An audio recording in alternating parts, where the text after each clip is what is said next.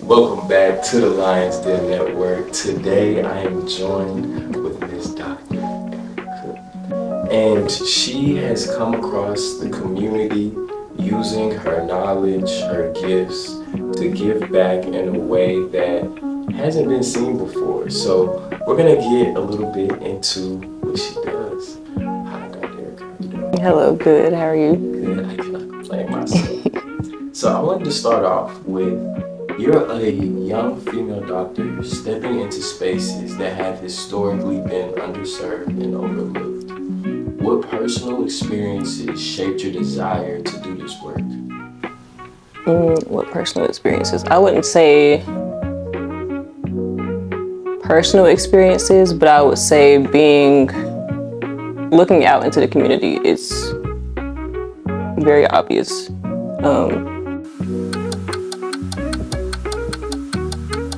I do a lot of volunteer work. I've done volunteer work since I can remember.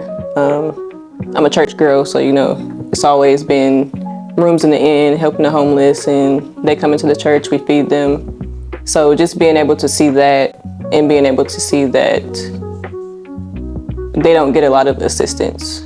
And just, I guess, being in school when you're younger, you see a lot of kids who don't have a lot of assistance either. So it's my job to help. Okay. So for your childhood growing up, do you feel like you were in these environments and maybe your at-home life, were you getting the assistance that you feel like you need, or do you think that you were missing all that as well, in your perspective? Yeah, I was definitely getting the help that I needed. My dad was the type of dad who, I didn't understand when I was younger, but I would come up and ask him for help and he'd be like, go look in the encyclopedia. And I'd be like, come on now. But yeah, we always had resources, always had books in the house. When I was younger, I had multiplication tables on the wall. I was reading the dictionary. But I guess when you see like your friends, I have a lot of friends who you're very fortunate to have the parents that you have. That's beautiful. So when it comes to striving, harder and excelling in the educational realm as a student, what picked up your specialty with going into the whole doctorate program, and also what did you choose to study?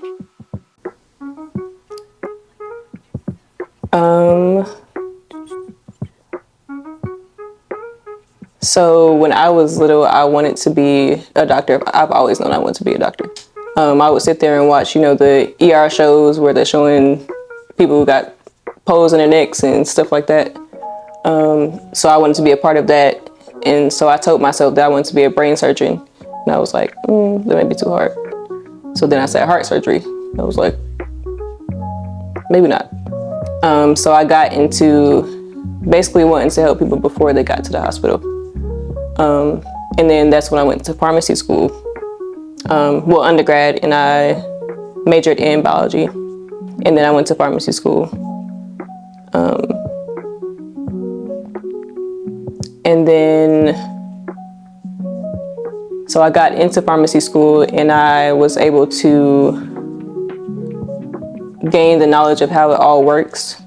And so I wasn't a big fan of, having people on medication and then because of the side effects of the medication, now they have to take more medication. So I wasn't a fan of that.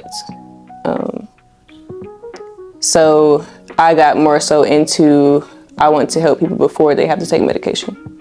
So that's why my brand is lifestyle, mental health, outreach, all the things into one. Yes. And so when we talk about your brand, Culture RX, I want to know, do you remember that moment when Culture RX went from an idea to something, like turning into something that you like, no, I know this has to exist. Like I gotta put this together. What was happening in your life at that time? I don't think anything specific was happening, but the first thing that came to mind was my first health fair. And like I said, I'm a church girl, so I believe that, God gives us gifts and we should use them. So Culture RX is more so me putting all of my gifts into one. So I help people with personal training. I was a track athlete in high school and also in college. So I have the experience. I did personal training in pharmacy school, helping those students. So I have the experience with that. So why not add it to helping people lose weight and get rid of obesity? So it all goes into one. I love to draw and paint. So we know that art can help people as far as mental health. So that goes into there. And of course, pharmacy, I have that knowledge. So I'm able to help people with things like diet and using more so herbs, and not really putting chemicals into your body. Helping people with exercise, like I said, and just educating people. That's why I did the webinar, because it's and that's where the name came from, Culture RX. It's a lot of Black and brown people who don't know what's going on, and they're just trusting anybody, and they're trusting Google. So that's how it all came about. It's very valid, because for me, I've battled my own mental health challenges, and Same. it was wild to see, kind of in a mental institution, how it felt like if I didn't have something else more powerful than me, I wouldn't have known how I would get out, because there was a lot that wasn't really being given to assist with that. Like when it would come to like medications, all of that, being a more creative person, some of the medications would make me feel like a prisoner in my own head, where I'm like, dang, like I need this is not fun. Like, yeah, it's calming down everything that's going, and they would speak about like all these chemical imbalances and all these different things, to where I'm like, people that have certain mental health issues where they have to use that medication like vitamins daily. And I also see that sometimes it can strip away a lot of that personality and a lot of what made them in their own unique way. So I love how you're addressing all of these different areas that I don't think a lot of people know that it can intertwine with mental health. And so I want to say, with education and art, how they're not, always viewed as health tools at all. Like a lot of people don't get that. And I think that a lot of time when I was learning more about mental health, it helped me address myself some more. And even the art to be able to release. And so I want to know from you, how do you think they become transformative when you use them intentionally? Education and art. Yes. Well, in school you learn that, and I guess it's kind of obvious, but not really common sense, I guess you would say. In school you learn that, I guess Black and brown people aren't the most educated until now, I feel like, because we're going after, our dreams and everything. But so like health literacy. If you don't understand this random novel that you have, then you're not going to understand this pamphlet that I give you about your medication that you're supposed to take. So now you're not taking it correctly. So now the issue that you have is still there. So my job is to educate people. So it's best to have those tools, whether it's them, listening, or just putting it into layman's terms, rather than just giving them something and be like, read this, especially if they speak another language. And art, I recently, well not recently, but when I first did my website and everything, I made coloring pads. So like I said, I like to draw and I like to paint. So I made coloring pads. It's just black and white And I sell them so that, you know, you can have them if you're stressed, if you feel like you just need a day to chill out, watch TV, color, paint. Solid. And so I know that you also include not only that, but fashion into Culture RX. Like, I see one of your dope hats. I really like that hat. I would have to get into that and that shirt. So with fashion, being that role in Culture RX, how do you feel as though style and self-expression connects to confidence, identity, and mental health for others? I feel like fashion has helped me a lot, personally. I always say if you look good, you feel good. So you can either step out the house with some, you know, a bonnet on your head and your night clothes on from the day before, or you can step out the house in a nice little outfit. So how do you feel based on which outfit? That's true. Because I've been trying to dress up in my suits more often. Just because of who I'm becoming. I feel as though I'm like, this is asking for suits. Jeremy needs more suits, more collared shirts, more uniformity. So I definitely get that because I feel a lot more focused and intentional even going into work when I'm suited up. I just feel like I'm going to get something done. I do. I Exactly. overachieve when I do. So I will continue to do that. I definitely feel what you mean on that. Yeah, it helps. And like I said, well, I don't think I said it on here, but when I was younger, people used to look at me like, why she got that on, or why she got that on? Like every day in high school, I was wearing heels. Why I was wearing heels, I don't know. But it just made me feel better. I just felt like, hey y'all, I'm stepping in here. How y'all doing? It's funny that we the same experience. Because I went to, what they would call a hood school. But I came from a school like, before like my elementary years, it was in a more affluent neighborhood. And so I saw certain things, and when I moved over to like my middle school and high school, I still came dressed with cardigans. I would have a tie, all type of stuff, my loafers on. Meanwhile, I have some of my other homies that's over here sagging, all of that. And they would ask me why my pants are pulled up so high. I'm like, what? Like, it was so confusing to me. I was so confused. But I was like, I went through the same thing. Like, folks would make fun of me, but I would be fly. Like, cause it's like, I'm this age, but I'm still like, you don't get what I'm wearing is ageless. Like, I could be wearing this when I'm 30. Like this, I don't just look like what they call a YN nowadays. Right. I don't look like a little boy. I look like a young man. Yes. Yeah. So, and they're like, can you style me? Oh, but I thought it was. It was something else. Right. Now they confused. You can't style them 23 Jordan shirts all the time. You want to spice it up. You know what I'm saying? Know how to layer, especially during the seasons, all of that. I love that. So I want to ask as well, because I know that Culture RX has more of a focus for the, we can say, underserved and overlooked communities.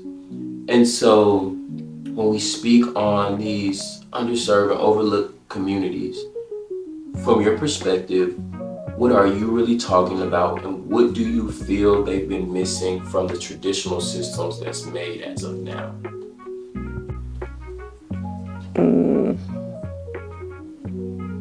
I feel like the overlooked and underserved communities are missing people that actually care.